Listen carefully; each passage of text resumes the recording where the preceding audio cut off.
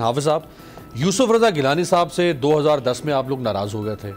آپ لوگ ان کی پیپلز پارٹی کی حکومت کا حصہ تھے. مولانا صاحب نے بابانگ دھول کہا تھا کہ یوسف رضا گیلانی صاحب نے مفاہمت کو چاک چاک کر دیا، یہ اس قابل نہیں ہے کہ ہم ان کے ساتھ چلیں. آج آپ ان کو سینیٹر بنوا رہے ہیں. بسم اللہ الرحمن الرحیم. تو اچھی بات ہے نا. یہ اچھی بات ہے. تو اس لیے اچھی بات ہے. جنگ کا ماحول، تنازع کا ماحول، تصادم کا ماحول آپ کو پسند ہے؟ نہیں، اس کو ختم کیا جائے. تو ختم کیا، تو ہم نے ختم کیا. دیکھیں نا، ایک طرف قوم دلدل میں پسی ہوئی ہے، مہنگائی کی دلدل میں، خواہ بجلی کی گیس کی قیمت ہو، آپ کی گیس کی قیمت ہو، بجلی کی قیمت ہو، پٹرول کی قیمت ہو، آج پھر بڑھ رہی ہے ایک دو دن سے، اور بے روزگاری کی مصیبتیں ہوں، اور لوگوں کے رہنے اور سہنے کی جو چھت ہیں ان کو اڑا دیے گئے. 300 کنال کا زمین 12 لاکھ روپے میں جو حرام تھا وہ حلال کیا گیا، ریگولرائز ہو گیا. ہاں، مدینہ کی ریاست میں. تو لہٰذا اس ماحول میں خارجہ پالیسی آپ کی کہاں کڑی ہے؟ دوست سارے ناراض ہے. آپ مقبوضہ کشمیر، سقوط کشمیر وہ ہوا، 71 کا حادثہ، سقوط ڈھاکہ، 5 اگست 2019 سقوط کشمیر. اس صورتحال میں یونٹی تو ہونا چاہیے، کیونکہ جب تک سیاسی استحکام نہ ہو تو اس ملک کی معیشت تباہ ہو جاتی ہے. آج ملک میں موجودہ کٹ پتلی حکومت کی وجہ سے ملک میں سیاسی اسٹیبلٹی نہیں ہے. پولیٹیکل طور پر ملک غیر مستحکم ہے، جمہوری طور پر غیر مستحکم ہے، ان گورننس ہے. تو اس لیے اس صورتحال میں جو پی ڈی ایم وجود میں آئی ہے، وہ جو پی ڈی ایم کی تشکیل ہوئی ہے، یہ تو قوم کی بھی مفاد میں، ریاست کی بھی مفاد میں. اگر ان کی آپس میں بھی رسا کشی ہوتی، قوم کی مفاد کے لیے نہ لڑتے، ان کی فلاح کے لیے نہ لڑتے، تو ملک اور تباہ ہو جاتا، تباہی کی طرف جاتا. تو آپ ایک بڑے وسیع تر قومی مفاد کے لیے کٹے ہوئے ہیں. بالکل، ہم ایک وسیع، وہ کیا ہے؟ وہ وسیع قومی مفاد، آئین کی بالادستی، ایک مستحکم جمہوریت اور پارلیمنٹ کی سپریمیسی. آج کہاں ہے؟ پارلیمنٹ غیر فعال ہے، آئین ہے نہیں، کام سارے آرڈیننس سے چلاتے ہیں یا سپریم کورٹ سے چلاتے ہیں.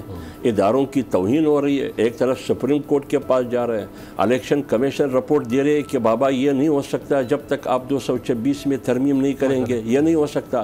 ادھر سے آپ پارلیمنٹ میں آئینی ترمیم لے کے آ رہے ہیں، مذاق اڑا رہے ہیں پارلیمنٹ کی. ادھر سے راتوں رات آرڈیننس جاری کرتے ہیں. ایک آرڈیننس سے تم نے بیک وقت آئین کی بھی توہین اور تضحیق کی، پارلیمنٹ کی بھی تضحیق کی، الیکشن کمیشن کی بھی تضحیق کی، سپریم کورٹ، تمام اداروں کی تضحیق کی. اس لیے اس صورتحال میں ہونا یہی چاہیے کہ تمام 10 جماعتوں نے اور رضا گیلانی کو متفقہ امیدوار، تاکہ جنگ کا ماحول نہ بنے. بالکل، یعنی جنگ کا ماحول ختم کرنے کے لیے آپ لوگ یوسف رضا گیلانی صاحب کے ساتھ بیٹھ سکتے ہیں، جن کے ساتھ آپ کی لڑائی تھی 2010 میں. تو جنگ کا ماحول ختم کرنے کے لیے عمران خان کے ساتھ آپ نہیں بیٹھ سکتے. آپ کہتے ہیں عمران خان کو نکالیں گے تو جنگ ختم ہوگی. یہ تو کوئی بات سنیں نا، بات سنیں. میں نے آپ کو آئین کی بالادستی کی بھی بات کی، جمہوریت کی استحکام کی بھی بات کی، پارلیمنٹ کی سپریمیسی کی بھی بات کی نا. بنیادی چیز یہی ہے. جنگ اس وقت چھڑتی ہے، 3 چیزوں سے جنگ چھڑتی ہے. امن و امان 3 چیزوں سے خراب ہو جاتی ہے. انسٹیبلٹی، عدم استحکام 3 چیزوں کی وجہ سے آتی ہے.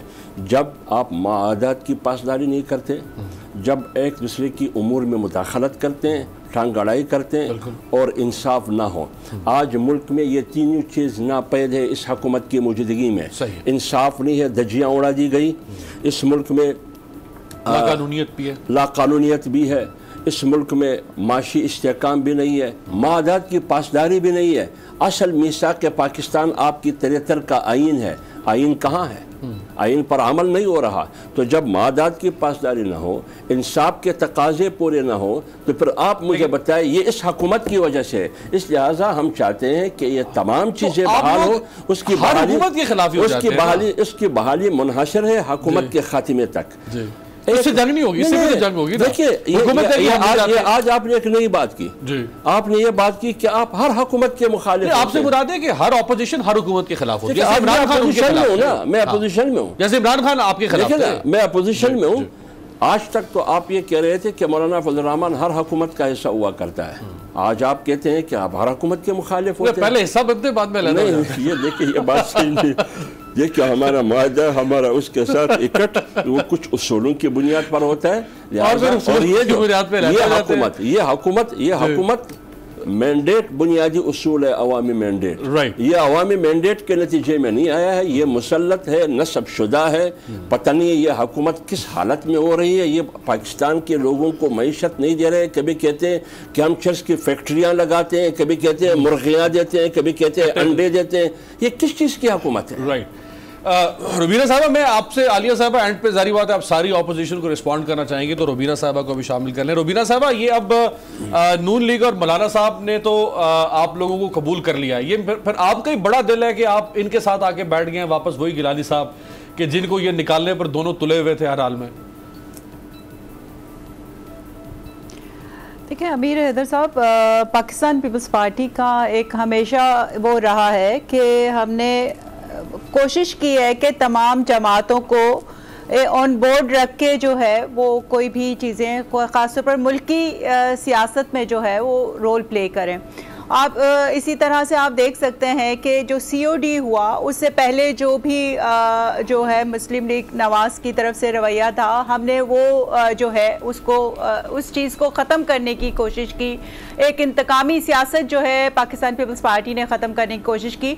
लेकिन अगर आप देखें कि फिर COD हुआ और फिर उसमें जिस तरह से शहीद मोहतरमा बेनज़ीर भुट्टो का जो विज़न था, उसमें हमने तमाम जो सियासी जमातें, बेशक वो हमारे ओपोनेंट्स हों या हमारे इत्तेहादी हों, हमने उनको एक साथ रखकर जो है मुल्की सालमियत के लिए, उनकी बका के लिए जो है वो हमने फ़ैसले किए और हमने कहा कि आगे जो है पाकिस्तान की सियासत जो है वो इस तरह से होनी चाहिए कि इश्यूज़ के ऊपर बात हो, इश्यूज़ के ऊपर जो है आपके अंदर इख्तलाफ राय हो।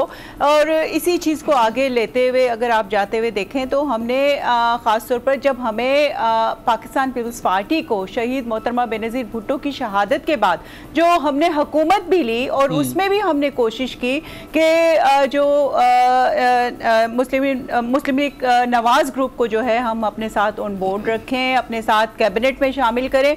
वो जो भी चैलेंजेस थे शायद उसमें वो नहीं रह सके और फिर उस तरह से जो भी हालात हुए, जो एक आई थिंक मेरे ख्याल से उस वक्त उन हालात में पाकिस्तान पीपल्स पार्टी के प्राइम मिनिस्टर के ऊपर क्रिटिसाइज़ करना और हुकूमत के ऊपर क्रिटिसाइज़ करना, वो जो है वो क्योंकि एक लंबी डिक्टेटरशिप के बाद जो है वो जमहूरियत ट्रैक पे आई।